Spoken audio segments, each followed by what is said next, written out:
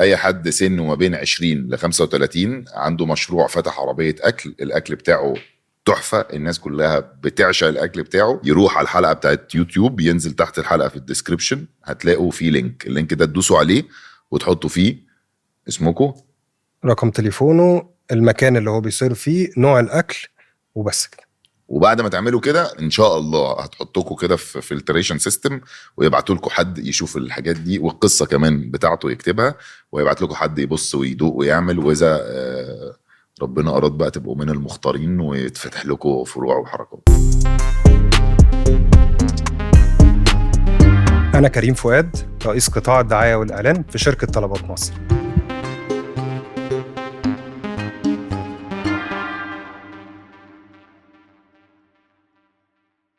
رجعنا لكم حلقة جديدة من البودكاسترز، والحلقة دي ممكن تحسوا ان هي معادة ولكنها ليست معادة. اوعدكم انه هتسمعوا حاجات كتير قوي في النص عجباكوا، ان انا وكريم ابتدينا ندرس جمهورنا كويس، ابتدينا نعرف انتوا عايزين تسمعوا ايه وبقينا نجيبه لكم. حصل صح.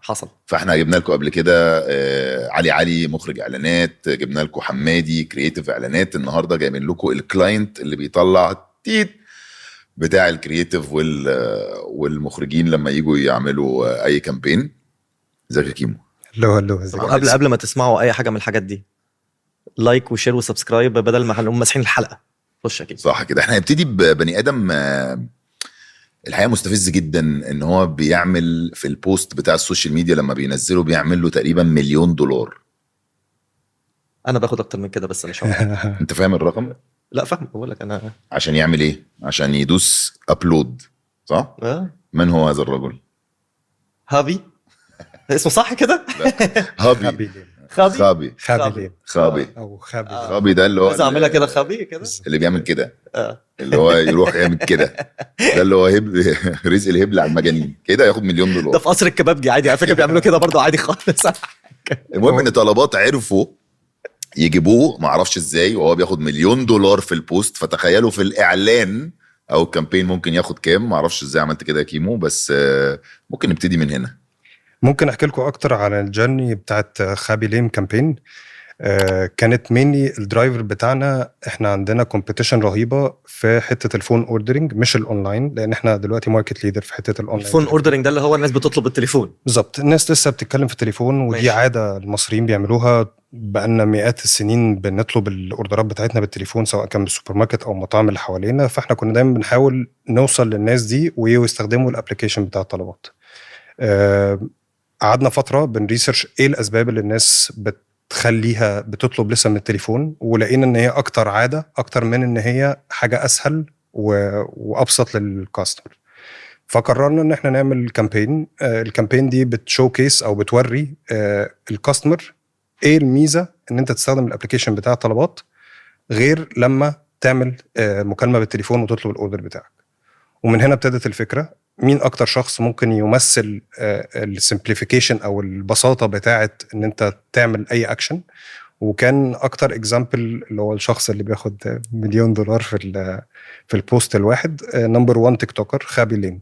ليه؟ لان الراجل ده ببساطه هو ما بيقولش ولا كلمه، بس دايما بيجيب لك مشكله والحل بتاعها بيبقى ببساطه، وبيعمل الحركه بتاعت الهاند. وما فيش واحد مصري يعني يعرف يعمل الحركه دي يعني. في ناس كتير جدا بتعمل الحركه دي، بس هو واحد اللي على رقم واحد في العالم، واحد اللي ربنا مشاور عليه. والله العظيم. طب قافل ايدك معانا ليه يا كيمو؟ معانا ما تبحبحها معانا شويه يعني السنه الجديده ان شاء الله اعمل لك كده وبس. اعمل كده كمان برضو للمعلومه، كيمو يبقى هو الدايركت كونتاكت بتاعنا في طلبات، هو اللي شغال معانا، هو اللي عمل معانا الديل بتاع طلبات السنه اللي فاتت، فشكرا. طبعا ما هوبش ناحيه $10,000 اللي راح جاب واحد ابو $1,000,000، بس مسامحينه طبعا، يمكن احنا ما عندناش الكاريزما. وعلى فكره في حلقه النهارده قبل ما نكمل موضوع خابي، احنا عندنا هنتكلم في حاجه عن مبادره كده، فانا عايز كل من هو شاب دماغه شغاله وطموح وعنده بيزنس، والبيزنس ده له علاقه بالاكل والشارع وكده، هنحكي لكم تفاصيل اكتر. خليك قاعد ما تقومش عشان الحته دي هتفيدك قوي. طب رجعني بس الاول، انتوا جبتوه ازاي؟ خلينا كده، انا عايز اشرح بقى للناس كده كتسويق. الناس بتوع التسويق دول لما بيقرروا قرار زي ده ان هم يعملوا مثلا كامبين زي دي، بيعملوها ازاي؟ النهارده انت نقيته هابي ازاي؟ وبعد كده جبتوه ازاي؟ رحتوا مثلا قعدتوا تدوروا عليه، بعتوا له على تيك توك يعني، قلت له عايزين نعمل اعلان يعني، ولا عملت ايه؟ بص، هي البروسيس بتاعت اي كامبين ان بيبقى فيه بزنس نيد، والبزنس نيد ده بناء عليه احنا بنشتغل في الفكره الانترتيننج اللي تخلي الناس انجيج معاك على السوشيال ميديا وتتفرج على الاعلان بتاعك ده، مش مجرد لان في مليون اعلان بينزل، بس ازاي تخطف انتباه العميل بتاعك وتجيبه ان هو يكمل معاك الاعلان بتاعك ويتفرج عليه لغايه اخره. وهو ده كان التشالنج اللي بيبقى عندنا في اي اعلان احنا بنشتغل عليه. خابي الايجنسي ساعدتنا في اختيار الكرييتيف، او هي اللي جابت لنا الفكره. واحنا نورمالي في طلبات بنشتغل ببيتش، يعني زي بنشوف كل الاوبشنز من كذا ايجنسي عشان نختار احسن حاجه لايقه على البريف بتاعنا. تعملوا زي مناقصه يعني، حاجه شبه المناقصه. ففي الاخر النتيجه ايه؟ ان اخترنا الفكره بتاعت خابي ليم وابتدينا نكونتاكت الشخص. الموضوع ده كان فيه حاجه لذيذه قوي، ان كان في الاول في شخص بيتكلم معانا على اساس ان هو مدير اعمال خابي، وبعدين في وسط النيجوشيشنز اللي احنا بنعملها لقينا في النص واحد خابي نفسه على تيك توك بلاتفورم وعلى انستجرام غير الايميل بتاع الشخص ده وحط رقم، حط ويب سايت مختلف مش للشخص اللي احنا كنا بنتكلم معاه. وعلى الرغم من كده الشخص ده لسه مكمل كلام معانا، وفضلنا في البروسيس ان احنا بنقفل ديل، وإذ بينا نفوجئ ان الشخص ده ما بقاش اني مور مع خابي، والويب سايت ده بقى هو ده الريبليسمنت بتاع المانجر بتاعه. فبعتنا لهم وقلنا نشوف هل فعلا هو نفس الشخص لسه موجود معاهم بس هم هيئوا شركة ولا هي اتغيرت. والحقيقة اكتشفنا ان هو الويب سايت ده هو بقى المكان الصح اللي انت بتروح ليه، والشخص ده ما بقاش مع خابي اني مور. واللي اكد لنا المعلومة كان عندنا وقتها كاس العالم في قطر، وكان خابي موجود في قطر، يعني احنا طلبات موجودة في قطر برضو.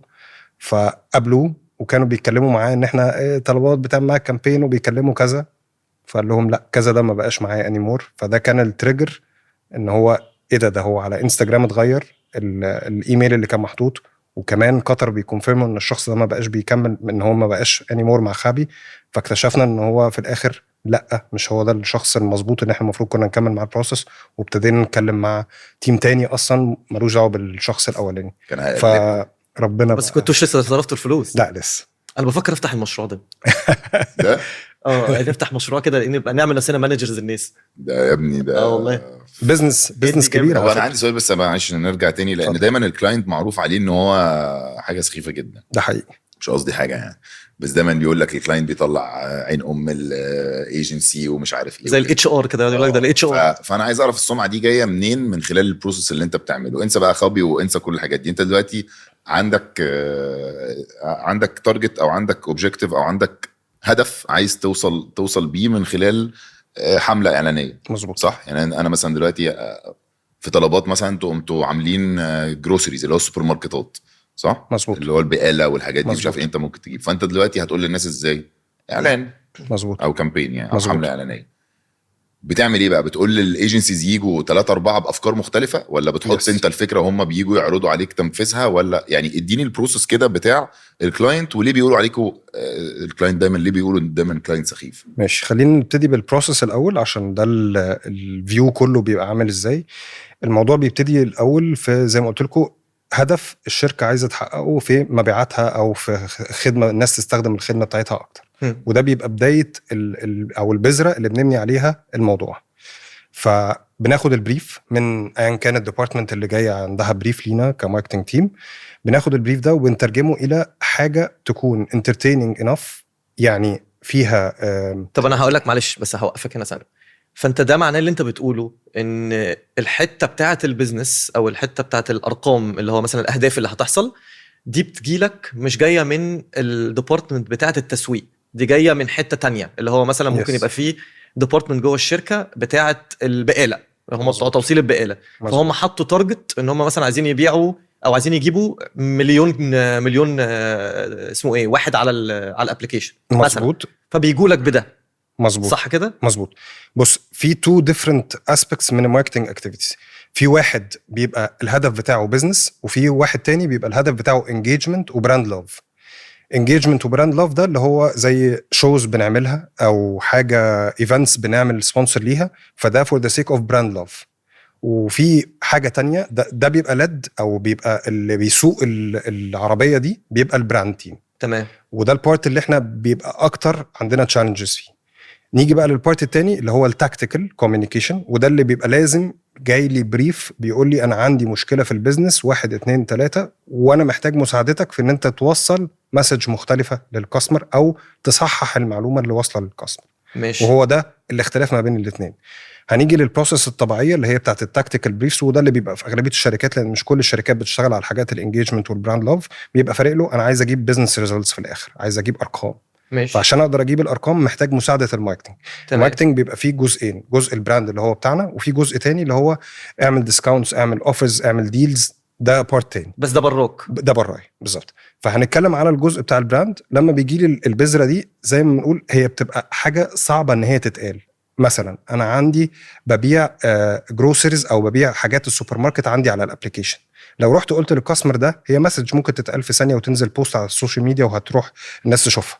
بس انت عايز في وسط الاعلانات الكتير اللي موجوده في الماركت ان انت تبقى حاجه مختلفه، وتخلي الراجل او الست اللي بيتفرج عليك عايز يفضل متابع معاك الاعلان، وتشوف الولاد الصغيرين لما بيتفرجوا على الاعلان بتاعك ينبسطوا بيه، وعايز الناس الكبيره ما تخسرهاش من اول ثانيه لما يشوف اعلان بالنسبه له مش حاجه انترستنج ولا حابب ان هو يتفرج. بس انت بتعرف منين اللي انت عملته ده كان ناجح او لا؟ بنعمل ريسيرشز بعديها وبنطلع الريزلتس، وبيبقى عندنا بزنس امباكت زي ما قلت لك في الاول. لا طول ما انت معاك البيزنس نيد هتعرف توصل بالاعلان بتاعك، وهو ده البالانس اللي بيحصل ما بين ستراجل. زي ما كان بس بيقول في الاول ان هو الناس بتكرهكم، فهو ليه بيكرهنا؟ عشان انا دايما بحاول اوزن ما بين الكفه بتاعت ان الاعلان يبقى مسلي ولذيذ، وفي كفه تانية ان انا ابقى وصلت المسج اللي انا عايز اقولها. في ناس كتير قوي بتقع في الفخ بتاع ان هو يعمل اعلان لذيذ جدا، بس انا ما اعرفش البراند ده بيتكلم على ايه، ما اعرفش السيرفيس اللي هو بيقدمها ايه.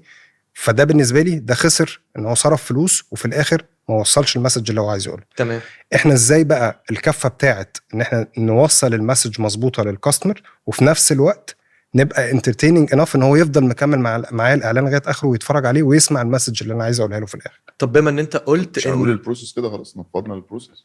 لا هنرجع للبروسيس. انا بس عشان عايز اقفش بس الحته دي. النهارده انت بتقول بيكون عندك الاول هدف بتاع بيزنس، صح؟ الهدف بتاع البيزنس ده بيبقى في شكل مبيعات. في حاجات كتير ممكن تجي لك، فمثلا بالظبط في بيبقى مين تارجت بتاعك ان انا اجيب كاستمر جديد ما كانش موجود بيستخدم الابلكيشن بتاعتي، ده اسمه اكوزيشن، ده حاجه. في عندك حاجه تانية اوردرز، انا عايز ازود المومنتم او النمبر اوف اوردرز اللي بتيجي عندي على الابلكيشن بتاع الطلبات، ده اوبشن، ده دايركشن تاني خالص. عندك دايركشن تالت، انا عايز انجيج الكاستمرز على البلاتفورم ان هم يجربوا سيرفيسز جديده عندي. نتكلم عربي بقى عشان انت قلبت فجاه انجليزي. بيدي برزنتيشن يعني زي ما بقول لك احنا بيبقى عندنا اهداف مختلفه. أيوة. كل هدف منهم يا اما اجيب زبون جديد، يا اما ازود الاوردرات اللي عندي، يا اما الله عليك صح كده. هو طلع من الميتنج روم، هو كده طلع من اوضه الاجتماعات. اجيب زبون، ازود الطلبات اللي بالظبط، او اعرفهم بخدمه جديده موجوده عندي على الابلكيشن. شويه توعيه بقى. احكي لنا بقى البروسيس بقى. ليه ما تخلي البروسيس في الحلقه الجايه؟ ممكن عايز فرقت في ايه؟ الجزء الثاني ممكن بطلب في البروسيس الثاني عادي. عايز الناس تفهم البروسيس ماشي. علشان لازم الناس تبقى فاهمه الاول البدايه فين، بعد كده يبتدوا في البروسيس. لازم البدايه دي بتيجي من البيزنس. فلو انت مش فاهم البيزنس البدايه من فوق بتقع علينا من فوق بيتك. خشك ماشي. فالبروسيس بتاعت اي اعلان بتبقى زي ما قلت لك في الاول، بتبتدي ببريف او مسج البراند ده عايز يوصل 1 2 3.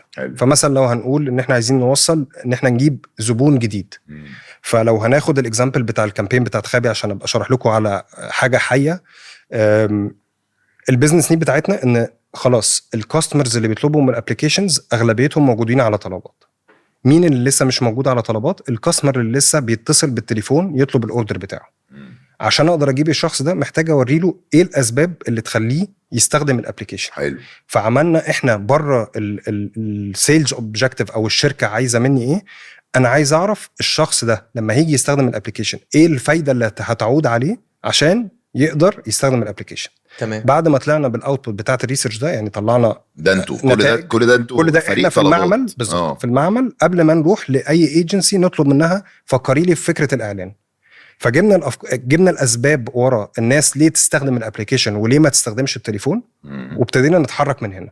بعتنا لايجنسيز مختلفه، طلبنا منهم يطلع لك بقى فكره تبقى لذيذه تخلي الناس تتفرج على الاعلان من اوله لاخره، والاعلان ده بيوصل المسجز بتاعتنا، وده بقى اللي اسمه بريف. بالظبط كده. وده هنا البريف. بتفكر الايجنسي، جالنا افكار كتير جدا، كلهم افكار لذيذه جدا. اكتر فكره كانت مناسبه لينا في الوقت اللي عملنا فيه الكامبين دي كان فكره خابي. قلتوا لكام ايجنسي بقى؟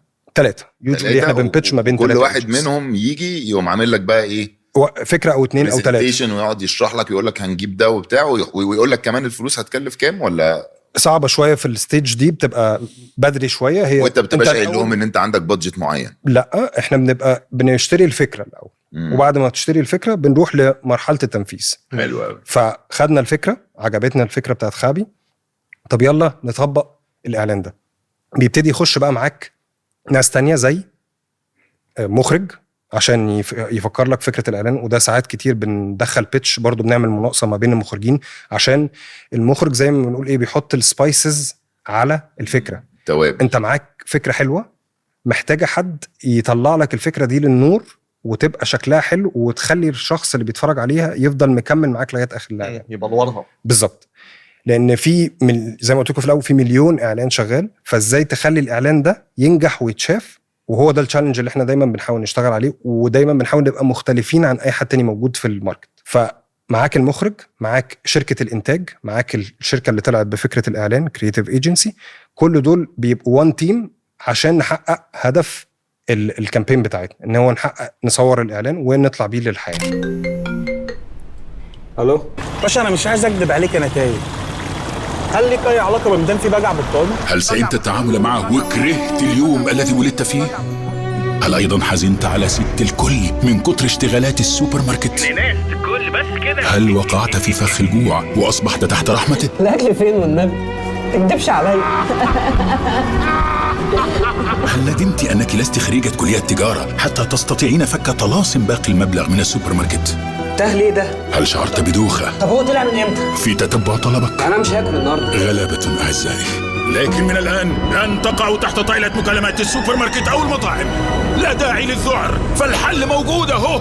مفيش انك تعيد وتزيد في ارشادات الوصول لمنزلك، سهلة. مفيش حوسة غلو اسعار ولا بحث عن فكة، سهلة هي سهلة. اصل لماذا المكالمات وعندك طلبات؟ اطلب اوردرك باسهل واسرع طريقة ممكنة. طلبات، مفيش كلام.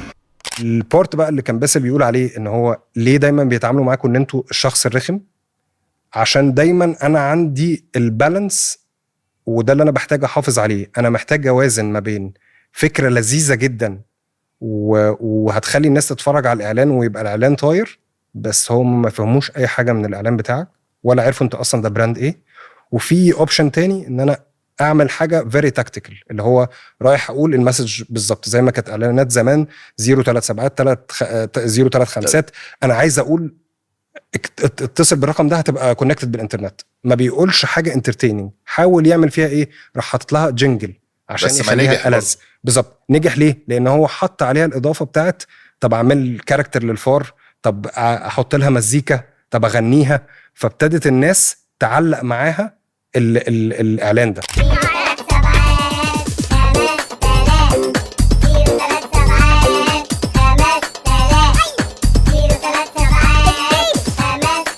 لو انا ما عملتش ده ورحت قلت اتصل ب 037 035 وهتبقى كونكتد بالانترنت، هل انت هتبقى انترستد في ان انت تتفرج عليه؟ الاطفال الصغيرين كانوا بيغنوها، احنا منهم برضو. انا كنت بستخدم الانترنت وقتها وكنت بغني الاغنيه سبعاوي 3 سبعات يعني مثلا. ففي الحته بتاعت الانترتينمنت فاليو اللي انت بتقدمها، او الحاجه اللذيذه اللي في الاعلان اللي بتخلي الناس تتفرج عليه، هي دي الحاجه الصعبه، ان انت ما تخليش الحاجه اللذيذه دي تغطي على المسج اللي انت عايز تقولها، وفي نفس الوقت المسج توصل للكاستمر مظبوط. وهو ده البالانس اللي بيخلي الناس شايفانا من بره ناس اشرار او وحشين، بس هي الحقيقه ان انا عندي بزنس اوبجكتيف زي ما انا عندي ماركتنج كوميونيكيشن اوبجكتيف. انا ممكن اعمل. وايه اللي دايما بيجي من المخرجين وكده؟ بيجي حاجه لذيذه قوي بس الرساله مش واضحه، ولا بيجيب لك الرساله واضحه بس دمها تقيل؟ هو دايما المخرجين والكرييتيف بيحاول يزود من الفاليو بتاعه الانبساط او اللذاذه. فممكن يغطي على المسج بتاعتك. فطبعا هي عشان كده بيتقال عليكم، عشان كده الكلاينت بيتقال عليه غلس. مظبوط. وبالتالي عشان كده في مخرجين معينين الناس بتبقى دايما بتروح لهم في الاعلانات، ان هم تلاقي عندهم الميكس ده بيعرف نوعا ما يوصل. بص هو كل فكره اعلان بيليق عليها مخرجين، يعني مش كل مره بروح اكلم نفس المخرج بقول له قدم لي دايركتور انتربريتيشن او تفسير للكرييتيف ده او التطبيق بتاعه هيبقى عامل ازاي. فكل كرييتيف ايجنسي معانا مع التيم بتاع البراند بيساعدوا بعض على ان احنا نوصل لاحسن فورميلا نوصل بيها المسج ويبقى الاعلان في الاخر لذيذ وعاجب الناس. طب خاب اللي بياخد $1 مليون في البوست دفعتوا له اكتر في الاعلان ولا اقل بكتير؟ مصري يلا بيغزي العين. راح ضحك عليه قال له كده. طب كده هي مش ضحكنا عليه، هو دفعهم له بالجنيه. هي نيجوشيشن في الاول وفي الاخر. وكمان حاجه كانت لذيذه في الكامبين دي، اختيار الشخص ده ساعدنا في ان الكامبين دي كانت معموله لمصر بس. وفي الاخر احنا طلعنا في 5 بلاد، بتسيرف فيهم طلبات في 5 بلاد بالاعلان. طلع اوتدورز وطلع تلفزيون وطلع ديجيتال. زياده على ال5 بلاد ولا كله كان في نفس العقد اللي احنا اتفقنا يعني؟ فالنيجوشيشن شاطرين. لا هو استغل ان هو بقى على ويب سايت وما بقاش مركز. عملوا الحته اللي فاهم المصري دي، ساب البند ده مفتوح سيكا كده، اما ساعدت فيه دبي. لا كان محطوط فيهم الاسامي البلاد كلها عشان نبقى في السيف سايد يعني. انا عندي سؤال، هو ايه اللي في رايك بينجح اكتر، الاغنيه ولا قصه اعلان؟ تو ديفرنت فورماتس، حاجتين مختلفين تماما، ما تقدرش تقارنهم ببعض. انت فاهم قصدي صح؟ موسم رمضان كالعاده في كل سنه ده اكتر موسم فيه اغاني اعلانات، والاعلانات الحاجه الاكتر حاجه بتشد الناس كلها، لان انت ممكن تبقى سايق في العربيه تسمع الاغنيه، ممكن تبقى بتتفرج على التلفزيون يطلع لك الاعلان اغنيه فتسمعها، ممكن ولادك مش لازم تبقى مرئيه بس يعني. بالظبط، انت ميزه الاغنيه فلكسبل تقدر تلعب بيها، وهو ده التريكي بوينت اللي كنت بقول لكم عليها، اللي هي الحاجه اللي ممكن تصيب او تخيب. انت لو الاغنيه بتوصل الرساله بتاعتك، كنت لسه اقول لك الاغنيه بالذات مقلقه بالظبط، لان في اغاني كسرت الدنيا. انا في زي بتاع محمد رمضان والاعلان بتاع مش فاكر كان المشروب ده. قصدك بتاع اسمه والناس بتغنيها في حفلات وبتاع، بس محدش عارف ان هي دي بتاعت دي بالظبط، فاهم؟ وهو ده الحاجه الصعبه يعني اللي تخلي البراند واصل المسج بتاعته وفي نفس الوقت عملت الانترتينمنت اللي الكاستمر عايز. انتوا عشان كده كمان بقيتوا بتخشوا في حاجات جديده اللي هو اللي انتوا بتسموها براندد كونتنت. مظبوط، يعني انتوا طالعين بره الكلام خالص. مظبوط. ممكن بقى تشرح للناس ايه براندد كونتنت؟ طيب خليني اوضح لك البراندد كونتنت كانت جاي منين الفكر بتاعه عشان تعرف احنا ليه عملنا البراندد كونتنت. السنين اللي فاتت الناس انتقلت من بعد الكورونا الى عالم السوشيال ميديا اكتر من عالم التلفزيون والراديو، وبقى الفوكس بتاع الناس كتير قوي ان هي تتفرج على ان كان اخبار، نيوز بتاعت اكل جديد، محلات، واكيد شفتوا محلات كتير اكل كتير جدا يعني بقوا عايشين على القصه دي. وفي محلات كتير ممكن الاكل بتاعه ما يبقاش حلو، على قد ما هو بيعمل ماركتنج شاطر فقادر يوصل حاجه لذيذه او فايب زي ما بنقول للراجل اللي بيسمعه ده، فبيروحوا يدوقوا مع انه ممكن يبقى اكله مش احلى حاجه. وده بقى موجود في الماركت كتير جدا. فاحنا لما جينا فكرنا في فكره البرنامج، احنا حبينا نعمل برنامج بيوري الحاجات اللي طلبات بتقدمها، بس برضو ستيل بطريقه لذيذه تخلي الناس تفضل متفرجه عليها وتكمل البرنامج ده لغايه اخره. فالشباب التيم اشتغل على اوبشنز، عملنا زي ما مناقصه برضو مع ايجنسيز مختلفه، قدموا افكار مختلفه لازاي نعمل البرنامج ده. فاشتركنا مع بيس كيك، جوين معانا في البروجرام ده. عملنا شو، الشو ده بيتقسم الى 3 كاتيجوريز، كل كاتيجوري منهم بيكلم ناس. اليوتيوب لقينا ان اكتر شوز بتتشاف عليه سواء كانت ديتنج شوز اللي هي الحاجات اللي فيها ناس ليها علاقه او ريليشن شيب مع بعض، اخ واخته، ام وابن، عيله من الاخر، او 2 صحاب او 2 متجوزين. ده الجزء الثاني اللي هو الانبوكسنج ده اللي هو بيوري حاجه جديده الناس ما شافتهاش قبل كده، بيفتح ويتفرج ويعمل. فلو هناخدها على الاكزامبل بتاع طلبات، الانبوكسنج بتاع الاكل يعني يوريك المنيو بتاع الشخص ده بيسيرف ايه، بيقدم لك ايه كمطعم. والحاجه الثالثه اللي كانت موجوده الجيمز، الحاجات اللي بتلعب فيها جيمز على اليوتيوب. دول اكتر 3 فورماتس بتتشاف على اليوتيوب. فقررنا ان احنا مش هنعمل شو واحد، هنعمل 3 شوز.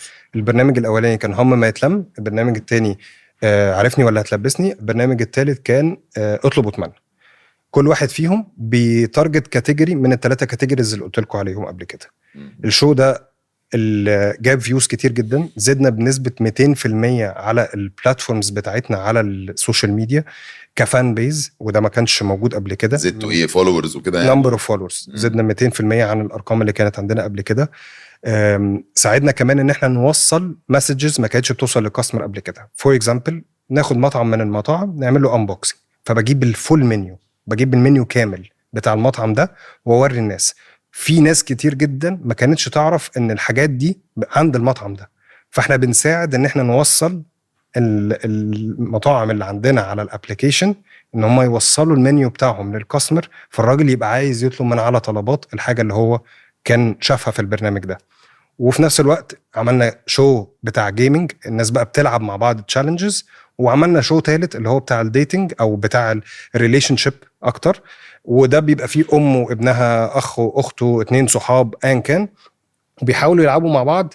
انت عارف انا بحب ايه وانا عارف انت بتحب ايه. انا الموضوع ده محيرني لحد دلوقتي يا جماعه، ليه فجاه الانبوكسنج والحاجات بتاعت الديتنج دي ضربت؟ مش معنى يعني الكونتنت بقى هو الكور بتاع الديجيتال بلاتفورمز. انت ممكن تعمل اعلان بملايين الجنيهات وده لازم يتعمل برضو، بس مش شرط ان الناس تتفرج عليه وتكمله لغايه اخره. لكن الشوز هي الحاجه اللي بقت ظاهره السنين اللي فاتت، وبقت هي دي اللي فعلا الشباب الصغيرين حابين ان هم يتفرجوا عليه. بس ليه يعني تخيل ليه بجد؟ ليه فجاه الناس عايزه تتفرج على انبوكسنج؟ واحد بيفتح لعبه قدامه مثلا عشان بيبقى نفسه في البوكس ده يبقى قدامه هو بس كده يعني. طب يعني بص، دايما بحب اقول في الحته بتاعت الانبوكسنج بالذات، الحاجه اللي مش معروفه الناس بتبقى عايز تعرفها. فهو عايز يعرف قصر الكبابجي ده او ايا كان المطعم، عايز يعرف المطعم ده بيقدم ايه. فعشان يقدر يعرف ده محتاج يتفرج. لو ما اتفرجش هو مضطر يروح، ولو هو ما عندوش الفلوس ان هو يقدر يروح يبقى اتليست يبقى شافها.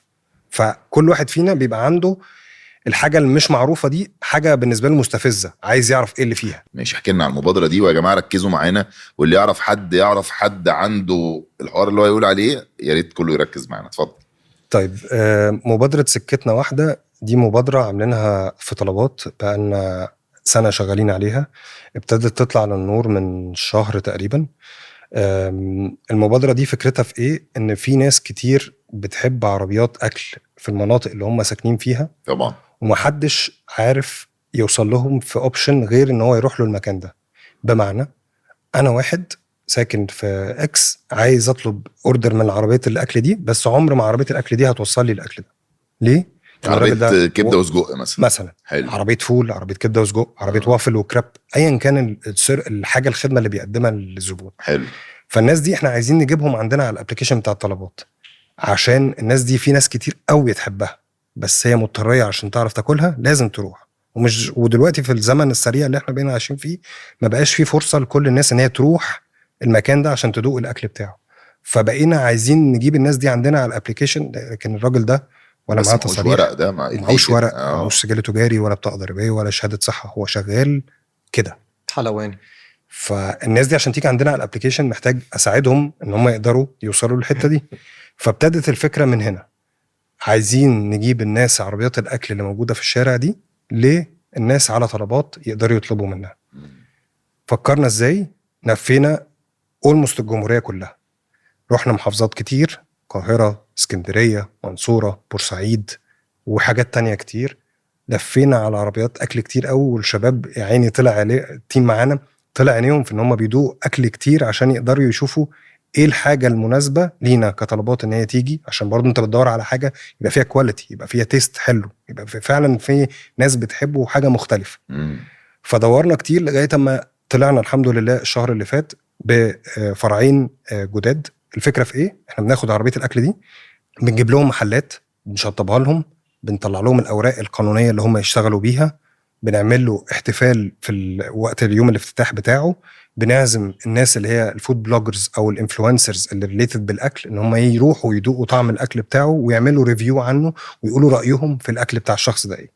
عملنا كده فرعين لغايه دلوقتي. عملت لهم ورق؟ طيب عملنا لهم الورق وجبتوا الصحه تشوف لو مش كلاب وقطط؟ حصل. ودلوقتي بقوا موجودين على الابلكيشن بتاعتنا. فتحنا اول فرع لينا مع مستر عبوده ده في مدينه نصر، والعربيه الثانيه بقت في المنصوره اسمها سماش.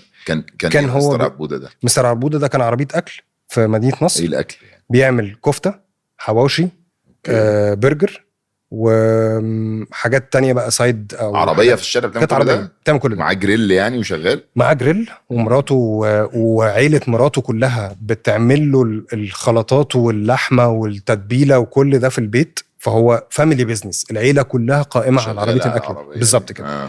فروحنا بيته، صورنا معاهم هو ومراته، ورونا ازاي بيروحوا المفرمه يفرموا اللحمه، ورونا ازاي هم بيجهزوا العيش، بيوريك كل تفصيله في حياه الشخص ده. واحنا بنهتم دايما بالشباب الصغيرين، لان احنا براند في الاخر الابلكيشن بتارجت اكتر الناس الشباب الصغيرين، عشان دول اكتر ناس بتستخدم التكنولوجيا بالظبط. فبنختار الناس اللي هي من سن 20 ل 35 عشان الناس دي تبقى معانا في المبادره بتاعت سكتنا واحده. خدنا العربيه بتاعت مستر عبوده او سماش سبوت في المنصوره، دول اول فرعين فتحوا في المبادره. سماش سبوت ده بيعمل سماش برجر، البرجر بتاعه خطير برضه، البرجر اللي هو بحبه سماش برجر وترندي جدا وناس كتير بتحب تاكله. الغريب ان هو كان قادر يعمل ده من فود تراك في الاول، العربيه في ملعب بادل في المنصوره، ودلوقتي بقى عنده فرع كبير قدام جامعه المنصوره بوابه كليه حقوق. لو حابه فرع بقى انتوا اللي فاتحينه؟ احنا عملنا له كل، وانتم مش شركه في الفرع، انتوا مالكوش دعوه. مالناش دعوه خالص. ايوه انتوا بقى بتعملوا ايه؟ خلاص عرفنا ان انت دلوقتي بتلفوا. احنا بنجيب الشخص بنقعد معاه، بنتفق على ان هو ايه الحاجات اللي طلباتها هتقدمها لك، سواء كان ايجار لفتره محدوده بتبقى سنه، نص، 6 شهور، على حسب الاتفاق. تدفعوا له انتوا ايجار المحل؟ بندفع له ايجار محل من بعد ما يفتح، وبندفع المقدم وبندفع السمسار بنشطب له بعديها المحل من A to Z، من اول الحمام لغايه الباب. بعد كده بعد ما نخلص التشطيب بنعمل له احتفال بتاع الافتتاح، وبنعزم بعديها الانفلونسرز والفود بلوجرز ان هم يروحوا يحضروا الافتتاح ده ويدوقوا طعم اكله ويقولوا رايهم عاجبهم او مش عاجبهم. فلغايه دلوقتي احنا فتحنا فرعين، واحد في القاهره. لحظه يا ريس، هو انت ايه سانتا كلوز يعني؟ بتعمل ليه كل ده اصلا؟ والله فين المقابل؟ ودي الحاجه الغريبه، ان هو دايما هم شاكين لما بنيجي نكلم اي حد، احنا شاكين. ما هو ده احساسهم، وده احساس لو انت جاي بتقول لواحد انت زي المصباح السحري كده، انا بطلع لك كل اللي انت نفسك وحلمك عايز تحققه واحنا بنحققه لك. احنا دورنا في طلبات حاجه واحده بس، ان الراجل ده يبقى عندنا على الابليكيشن. فالراجل اللي كان بيحب يطلب من الراجل ده انت مش مصدقه ولا ايه؟ لا مش مصدقه، بس مش فاهم برضه فين مفيش ان في الموضوع. زي ببساطه، انا الراجل ده زباينه ما كانوش بيجوا عندي على الابليكيشن عشان هم بيضطروا يروحوا له لغايه مكانه عشان ياكل من عنده. بس ده كتير قوي، بتدفع كتير قوي عشان تاخد زباين الراجل يعني. ودي فيها ممكن يبقى نصهم عندك اصلا. ودي فيها جزء انجيجمنت، وده البارت التاني اللي هو بتاع البراند. انا دوري كبراند ان انا اطلع بافكار، الافكار دي تساعد البراند ان هو يبقى محبوب للزبون اللي بيتفرج عليه، ويبقى لويل للبراند اللي بيتفرج عليه. تمام. فمثلا لو هنتكلم على طلبات، عشان تخليها محبوبة للناس لازم توري الصورة الكويسة للبراند ده. فالصورة الكويسة بتاعت البراند ان احنا فعلا عايزين الناس الكاستمرز اللي بتستخدم الراجل ده او بتاكل عند الراجل ده يبقوا موجودين عندي على الابليكيشن. ما بتاخدوش نسبة طيب من المبيعات؟ ولا اي حاجة، ولا نسبة من المبيعات، ولا بيتعامل زي اي مطعم موجود عندنا على الابليكيشن. الحاجة الوحيدة اللي ممكن تبقى زيادة ان البراندنج بتاعنا كطلبات بيبقى موجود على المحل بتاعه، مش زيه طبعا يعني، هو بيبقى واخد الصورة الأكبر أو اللوجو الأكبر، بس احنا بيبقى لينا حاجة بسيطة جوه المحل بتاعه تبين ان ده بارت من المبادرة بتاعت سكتنا واحدة. بس طب أنا دلوقتي اللي انت بتقوله، ولا أقول لك قبل ما أقول لكم الحاجة دي عشان تبقى جامدة وهتحبوها، عندك أي فيديو بتوروا فيه اللي انتوا عملتوه ده؟ عندنا صورنا زي فيلم قصير. خلاص ما تقولش، هات الفيديو كده، تعالى معايا كده شوفوه. ومية إلا الشاطر. السنة تقريبا بدأنا ان احنا نفكر نعمل حاجة كويسة، فكرة سماش برجر، فحاولنا نعمل فكرة احسن ان احنا نعمل فكرة فود تراك. نزلنا جبنا الكونتينر، احنا قعدنا اسبوعين او 3 نشطبه، شطبناه واشترينا المعدات وظبطنا كل حاجة. وجينا لأهم نقطة ان احنا مش عارفين نعمل ريسبي او حاجة تخلي الناس تبقى مقتنعة انها تجيلنا مخصوص هنا في المكان بتاعنا. كان جزء متشائم وجزء بيشجع، بس قلت لهم هنفتح، ما كانش بيفرق معايا رأي حد خالص فيهم غير سعيد. مين سعيد؟ ده القط بتاعي. بعد كده بدأت الدنيا تظبط معانا واحده واحده. ايه اخبار الاكل يا شباب؟ جامد يا كريم، جامد يا كريم. بدأوا يساعدونا لو عندنا اي مشكله في الشغل او عندنا ضغط شغل. الو، مع حضرتك سكرتير استاذ كريم. بس دايما كان عندنا مشكله ان احنا مش قادرين نكنترول العدد اللي يخلي ان فيه يبقى سواق دليفري موجود قدامنا على طول. حصل دروب كده، عملنا حادثه بالعربيه بنوصل بقى الاوردرات لحد ما جه مكالمه مره 2 جم من طلبات جربوا الاكل اتكلموا معايا شرحوا لي المبادره وعرفت ان هم هيساعدوني في ايجار وتشطيب لمحل جديد في مبادره سكتنا واحده.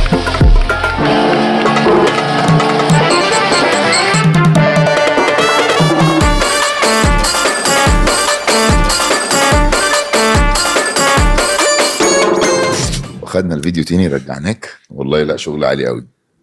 سؤالي بقى دلوقتي، انا بتفرج تمام وعندي عربيه واكلي فشيخ، دي حقيقه تمام، وانتوا ما جيتوليش، صح؟ اعمل ايه؟ يعني ازاي اعرف اقول لكم يا جماعه ادوني فرصه انكم تيجوا تشوفوا اذا انا ابقى لائق ولا لا؟ وهل في مقومات انتوا بتبصوا عليها معينه عشان اتقبل في المبادره دي؟ المقاومات اكتر هي السن، ان هو يبقى سن الشخص اللي فاتح العربيه دي من 20 ل 35، ان يكون فعلا اكله حلو والناس فعلا بتحب اكله، دي تاني حاجه. تالت حاجه ان احنا بنروح نشوف لو الراجل ده وراه قصه ولا مجرد واحد فتح عربيه اكل وخلاص، لان دول مئات الالاف في مصر، واحنا بنتكلم في الجمهوريه كلها مش في القاهره بس. يعني ايه وراه قصه؟ وراه قصه يعني في صعوبات، والشخص يعني يبقى في صعوبات الراجل ده واجهها. انت في 100,000 عربيه، اكيد طلبات مش هتقدر تفتح ل 100,000 مطعم لكل الناس اللي عندها عربيات.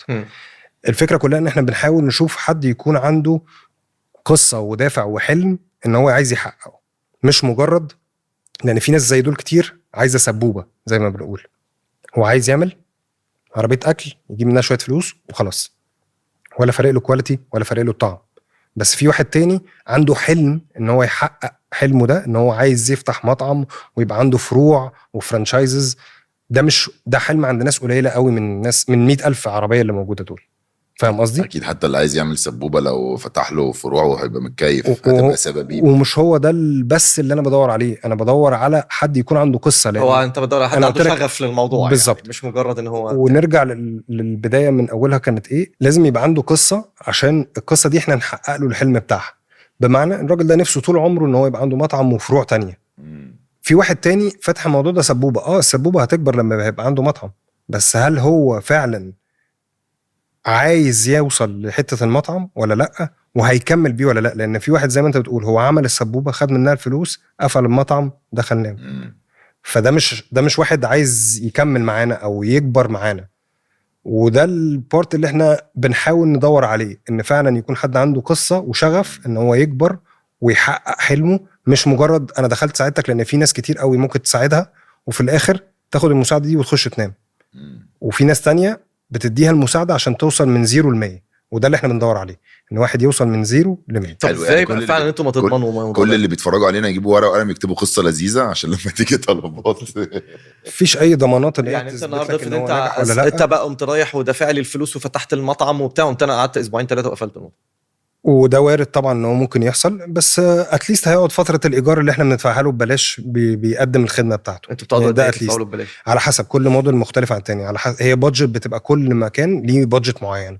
البادجت دي يا اما بياخدها في تشطيبات بس، يا اما في تشطيبات وايجار. هو اللي يعني صاحب المحل او صاحب العربيه هو اللي بيقرر انا عايز انفست في ايه اكتر من ناحيه طلبات، واقلل الانفستمنت من ناحيه طلبات في ايه تاني. يعني مثلا في منهم بيقول لك انا عندي الجريل بتاعي ما تجيبليش جريل، فانا عايزك تركز لي بس في التشطيبات. ايوه ساعدني في كذا بالظبط. فهو احنا بنشوف الاحتياج بتاعه في المشروع ده ايه، واحنا بنساعده ان احنا نحقق له الحلم ده. طب انا دلوقتي في شارع جانبي بس مكسر الدنيا، بس انتوا ما تعرفونيش، وعايز اقول لكم يا جماعه تعالوا بصوا عليا وادوني فرصه، اعمل ايه؟ عندك بمناسبه البرنامج، وده مش الحاجه اللي احنا كنا عاملينها قبل كده، ان احنا في لينك الناس ممكن تخش عليه تحط بياناتها، اسمها مكان اللي هو بيصير فيه ايه نوع الاكل اللي بيقدمه، وكمان القصه بتاعته ايه لو عنده ستوري. يقولوا لنا ال4 حاجات دول في اللينك اللي احنا حاطينه في الكابشن، واحنا بقى بعد كده بنعمل زي فلتريشن. عندنا تيم بينزل بقى كل المناطق في الجمهوريه عشان يشوف العربيات دي. طيب عشان بس الناس تبقى مركزة، عشان ما حدش يكون تاه معانا، اي حد سنه ما بين 20 ل 35 عنده مشروع فتح عربية اكل، الاكل بتاعه تحفة، الناس كلها بتعشق الاكل بتاعه، يبعت يدوس على اللينك اللي تحت الحلقة اللي على يوتيوب، عشان بس انتوا لو دلوقتي بتتفرجوا على ريل على انستجرام مثلا ولا حاجة، يروح على الحلقة بتاعت يوتيوب، ينزل تحت الحلقة في الديسكريبشن هتلاقوا فيه لينك، اللينك ده تدوسوا عليه وتحطوا فيه اسمكم، رقم تليفونه، المكان اللي هو بيصير فيه، نوع الاكل، وبس كده. وبعد ما تعملوا كده طلباتها ان شاء الله هتحطوكوا كده في فلتريشن سيستم، ويبعتوا لكم حد يشوف الحاجات دي والقصه كمان بتاعته يكتبها، ويبعت لكم حد يبص ويدوق ويعمل، واذا ربنا اراد بقى تبقوا من المختارين ويتفتح لكم فروع وحركات ان شاء الله. يا رب. حلوه المبادره على فكره. يس، احنا الصراحه الامباكت بتاعها حتى على البيزنس سايد ان جات اوردرات لذيذه جدا بعد ما الناس دي فتحت. فزي ما بقول لك، هي احنا الناحيتين مبسوطين، طلبات مبسوطه جالها اوردرات من الدليفري، الراجل مبسوط ان احنا حققنا له حلمه. فهي حاجه مبادره ما بين طرفين، الطرفين طالعين منها مبسوطين، هو طالع مبسوط ان هو حقق حلمه، واحنا حققنا الاوردرات اللي احنا عايزين نجيبها على الابلكيشن. لا كلام هايل. كنت عايز بقى تتكلم على افيز كمان؟ لا يعني انا كنا بنتكلم على واحنا كنا بنتكلم على الكامبين اللي انت كنت بتقول عليها، اللي هي بتاعه البراندد كونتنت. المفروض ان انتوا كنتوا طلعتوا وكسبتوا جايزه. مظبوط. وكنت بتقول ان الجايزه دي كانت الجايزه بتاعه الافيز، فانا عارف ان في حاجه اسمها افيز، بس الناس مش فاهمه اصلا، او انا حتى ايه الافيز اصلا؟ ايه دي اصلا؟ بص، في كل مجال في زي تكريم للشغل اللي بيتعمل في ايا كان المجال ده ايه. ففي مجال الاعلانات في الميدل ايست او في الشرق الاوسط بيحصل ايه؟ في حاجه اسمها مانا افي اووردز. مانا افي اووردز دي زي ما بنشبهها في الافلام مثلا اوسكارز، بيبقى في جايزه لافضل ممثل، جايزه لافضل اعلان. فمانا افي اووردز بتشوف الاعلانات اللي حصلت في الشرق الاوسط من كل البراندز اللي تتخيلها وما تتخيلهاش، وبيحصل زي جادجينج بانل، ناس حكام بيقعدوا يبصوا على الاعلانات دي كلها وبيدوا ارقام سكور من 1 مثلا ل10. رقم من 1 ل10 ده هو شايف الاعلان لايق على الكاتيجوري اللي داخل فيها ولا لا، وفعلا وصل المسج اللي هو عايز يوصلها ولا لا، وهل فعلا كان مفيد كمسج ولا لا، وهل عمل التوازن ما بين الاعلان ان هو يبقى لذيذ وفي نفس الوقت وصل الرساله بتاعت البراند ولا لا. دي كرايتيرياز كتير جدا، وفي زي اسامي كتير لكاتيجوريز كتير موجوده على الافي اووردز دي ممكن نقدم عليه. احنا كطلبات قدمنا الشو بتاع بيس كيك اللي احنا عملناه معاهم، قدمناه في الافي اووردز على ان هو يبقى في كاتيجوري اسمها براندد كونتنت، وهو ده أليق حاجه على الكرييتيف ده او فكره الشو ده، ان هو كونتنت لذيذ وفي الاخر براندد باسم طلبات. خدنا قدمنا على الافي اووردز والحمد لله كسبنا في افي اووردز، كانت لسه من شهر بتاعت سنه 2024 كسبنا جولد افي اوورد، ودي اول مره طلبات تظهر في الافي اووردز ان هي تكسب في الجولد. السنه اللي قبلها كنا كسبنا في الكامبين بتاعت خابي ليم 2 سيلفر اوورد، فدي اول مره كانت طلبات تكسب فيها الجولد اوورد. يعني هو في جايزه لبني ادم، يعني احسن مسوق مثلا؟ لا. احسن ايه؟ مسوق. لا، ما فيش جايزه لافضل بني ادم، هي بتبقى اعلانات بتبقى جامده دي، بالون دور وبيتعمل لها كيس ستادي بجد، يبقى هو ده البومبو. في بس حاجه مش شبه كده، اللي هو under 30 most influential ماركتير، فهم موجوده، بس هي one award لone شخص، وبتبقى based on nomination وفوتس من ناس يعرفوه. بس الافيس دي انت بتروح كطلبات كالكلاينت والكرييتيف ايجنسي تروح وانتوا الاثنين تكسبوا في نفس الاعلان.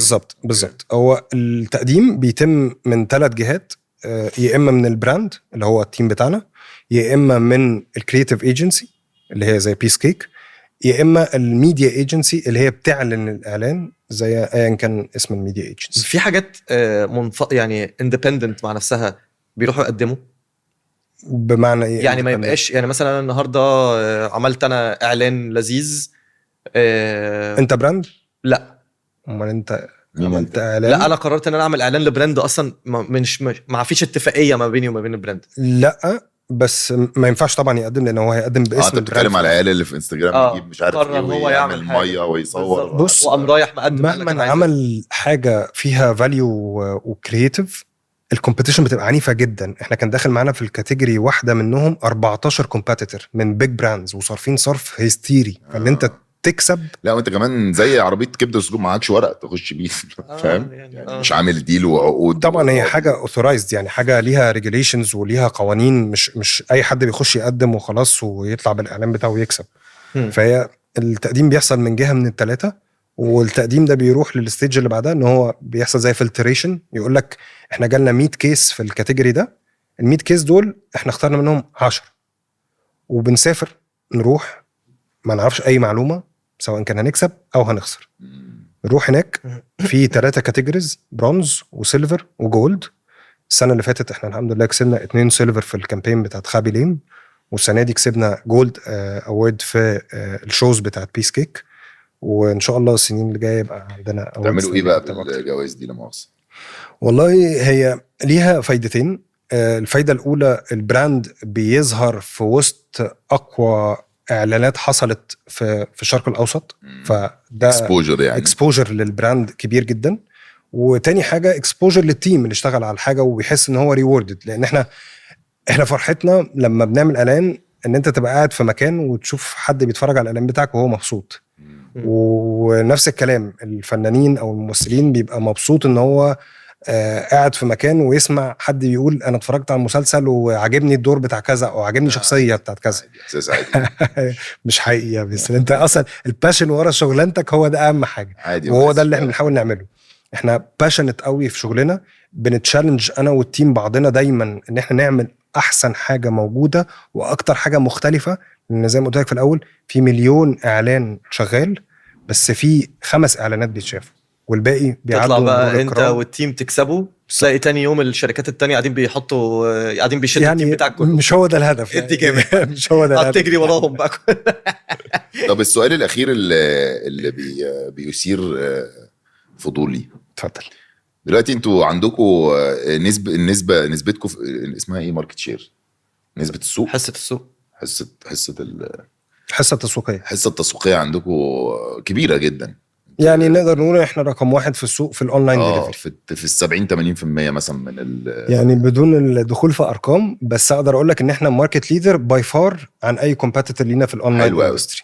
فانت تقريبا مفيش حد ما يعرفش طلبات، يعني اي حد بيطلب من اي ابلكيشن بيبقى دايما عارف ان في طلبات وشايف الطيارين بتوعكم بالبوكسات يعني قصدي طلبات اسمها موجود. يس. ليه ممكن تروح تصرف ملايين الملايين عشان تقعد تعمل بقى بيلبوردز وتقعد تعمل اعلان وتقعد تعمل كامبين وتعمل سوشيال ميديا وتيجي تسبونسر البودكاسترز وتروح يعني الفلوس اللي انتوا عمالين تفرطوا فيها دي ليه؟ ما انتوا كده معروفين. ما عدا طبعا البودكاسترز ما كانتش تفريط، ونمره 1 كانت المفروض تزيد الصراحه.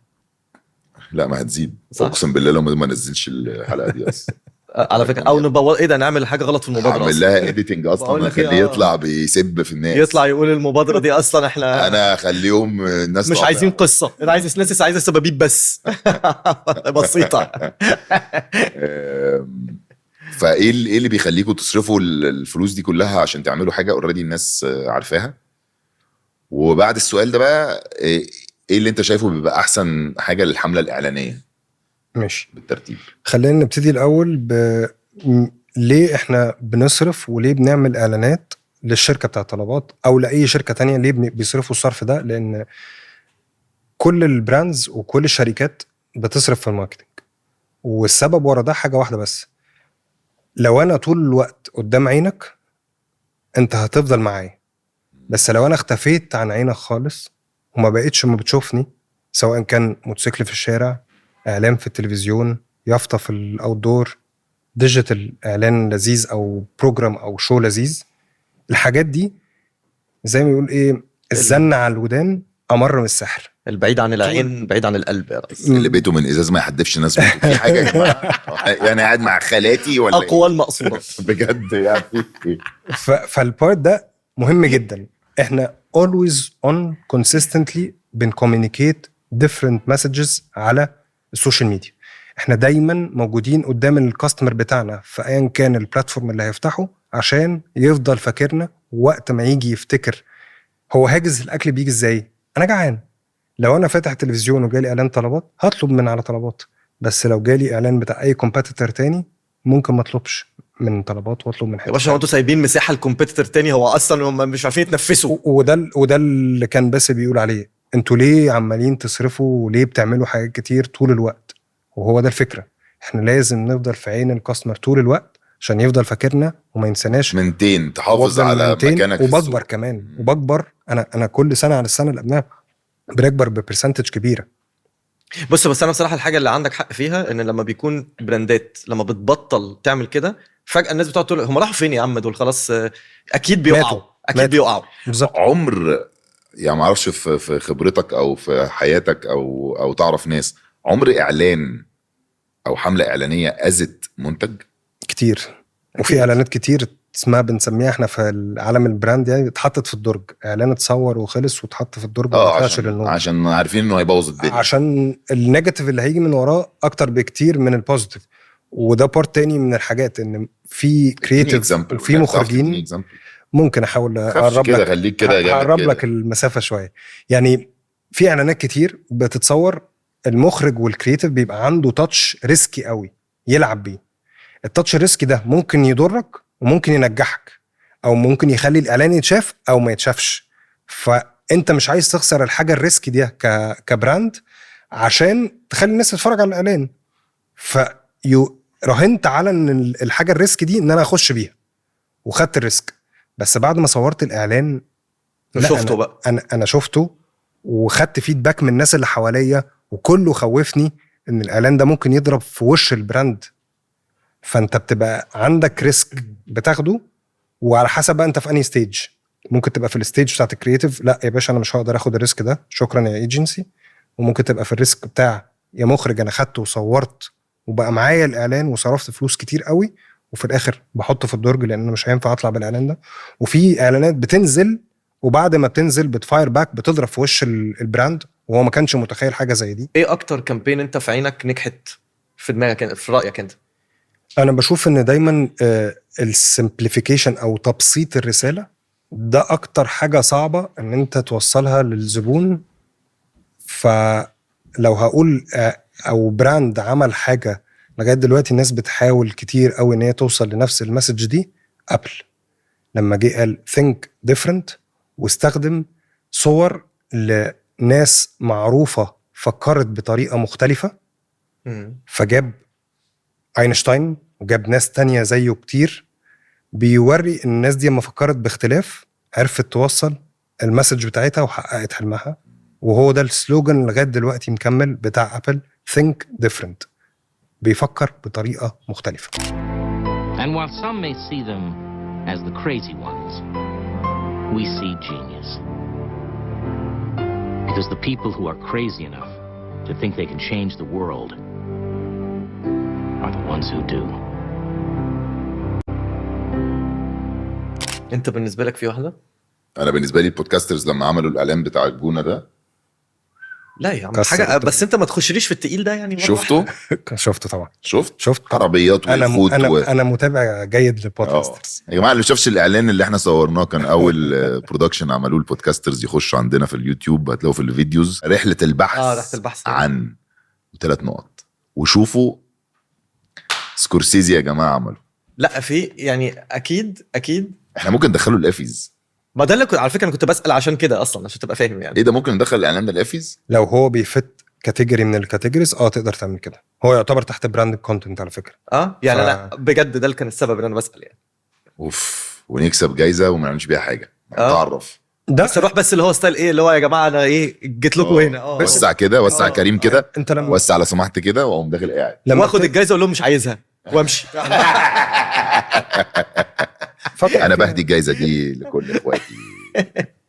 فكر فيها من لو انت كممثل خدت جايزه، هل بتبقى فرحان فيها، فرحان بالجايزه دي اللي انت خدتها ولا لا؟ هي في الاخر حاجه ممكن تحط على الرف، بس في الاخر انت بتفتخر وبتفضل فاكر المسج بتاعت انا كسبت في حاجه الناس كلها شايفاها، الكومبيتيشن فيها عنيفه، تعرف ان انت ماشي برساله مظبوطه، تعرف ان ماشي باستراتيجي مظبوطه ورايح للتارجت اودينس بتاعك مظبوط. انا بالنسبه لي حب الناس هو اكبر جايزه ممكن اخدها من جمهوري. الله عليك يا فنان. نقفل على الحته دي عشان حلوه. عشان خاطرك حلوه صح؟ يعني كنت هقول حاجه بس اقولها كده. طب نعمله مزيكا. قولها وانا اقول بعديك. لا انا كنت هتكلم في حاجه تانية بس ماشي خلاص. لا خلاص كنت هقول لكم ايه اجمد اعلان بجد حصل. ماشي كامبين بجد حصل. قول لنا رايك اهو. طب انت خلينا اسالك انا قول. اسالك. هي نمره 1 كامبين حصلت في التاريخ، نايك جاست دو ات. لحد النهارده ما حدش عارف يعني دي اسهل كامبين في الدنيا. بساطه يا عم، بساطه. جاست دو ات وشكرا، ولحد النهارده شغاله والناس كلها عارفاها. Let's do this. No, let's not do this. Run. Everybody is going way too far. Hello? Why is no one listening to me? You two, Mo. Stop. The race is over, man. Oh, kid, no, kid, please don't do this. I got this. This is out of control. وهو دي اصعب فورمات الناس كلها بتدور عليها، ازاي تبقى سيمبل في المسج بتاعتك وتوصل المسج بتاعتك مظبوط. just do it, think different وهكذا. حاجات سهله قوي يعني. خلصتوا؟ عارفين يا جماعه ايه احلى جايزه انا ممكن اخدها كممثل؟ ايه يا بيسو؟ حب الناس. الله. ده كمال زين في رقم سري. لسه الدور راكبني بس معلش. طبعا انت بتنح لي عشان ما تتفرجش على حاجتي. ما انا عارف مع التصوير فاتفرج كمان بس ما بتتفرجش. يبقى خلاص بقى. كيمو نورتنا وميرسي على المبادره الجميله اللي انتوا عاملينها بجد. انا شايفها هتفرق مع ناس كتيره جدا وهتكبروا لنا سوق الاكل في مصر اكتر ما هو كبير اصلا. ده حقيقي. ميرسي ليكوا والله، ومبسوط ان انا كنت معاكم النهارده. وخلينا وكريم انا لو طلبت حاجه بعد كده من طلبات ولقيت الراجل بيكلمني في التليفون يقول لي ابعت لي اللوكيشن، بجد هديله نمرتك. انا بقول لك اهو. حلوه. هاكل انا هديله عنوانك. انا بقول لك انا ابتديت اتعب من الموضوع ده. ويا ريت هتكملوا معانا 2025 ولا لا؟ ان شاء الله. بقى الاسئله دي واحنا عايز نفسي من نجاح لنجاح. على فكره انا بفكر براندد كونتنت بقى ان نيجوشيت لايف. انا عايز اقول لك على حاجه. انت جيت لي بافكار كتير لذيذه، فاحنا لسه المفروض هنقعد على الافكار دي قريب صح؟ يعني احنا قعدنا قعده الاول اتفقنا على الافكار وبعد كده دلوقتي جايين نتحرك بقى. قلبه ميت بيقول لك وقعدنا قعده ومش عارف ايه وبتاع، مش همه حد. ماشي يا جماعه، نشوف 2025 مع طلبات هتبقى عامله يا اما هتلاقوا اللوجو كبر شويه يا اما صغر قوي يا اما بيفيد اوت كده. يا جماعه شكرا لكم. سلام يا كيمو. يلا ثانك يو حبيبي. انا بالنسبه لي البودكاسترز لما عملوا الاعلان بتاع الجونه ده لا يعني حاجه، بس انت ما تخشليش في التقيل ده يعني. شفته طبعا. شفت عربيات وفود. انا متابع جيد للبودكاسترز يا جماعه. اللي شافش الاعلان اللي احنا صورناه كان اول برودكشن عملوه البودكاسترز، يخش عندنا في اليوتيوب هتلاقوا في الفيديوز. كان اسمه ايه؟ رحله البحث عن 3 نقط. وشوفوا سكورسيزي يا جماعه عملوا